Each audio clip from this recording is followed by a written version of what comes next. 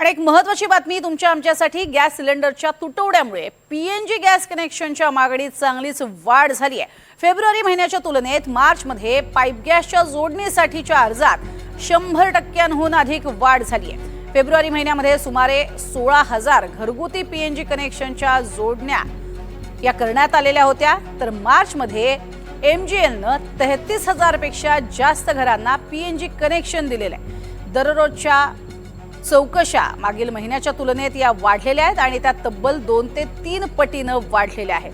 त्यामुळे आता लोकांचा कल जो आहे तो पीएनजी कडे वळलेला आहे, कारण थेट कनेक्शन येतं। गॅस पाईपमधून मिळणारा हा गॅस अनेकांना सोयीचा पडतोय। आणि मुंबईतनं याचाच आढावा घेतला आमचे प्रतिनिधी अक्षय कुडकेलवार यांनी।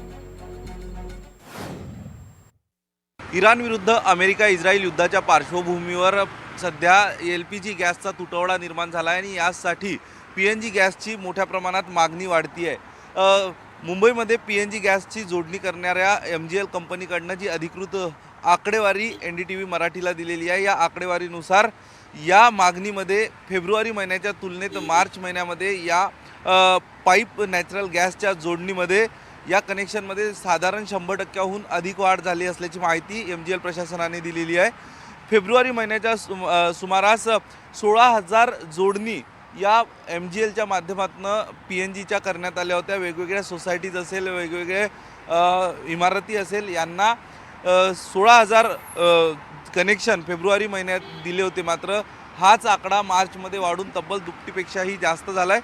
33,000 जोडणी एका मार्च महिन्याच्या शेवटच्या आठवड्याची जी आकडेवारी त्यांच्या माध्यमातून देण्यात आली, त्यामध्ये 33,000 जोडण्या या एका मार्च महिन्यामध्ये देण्यात आल्या आणि जी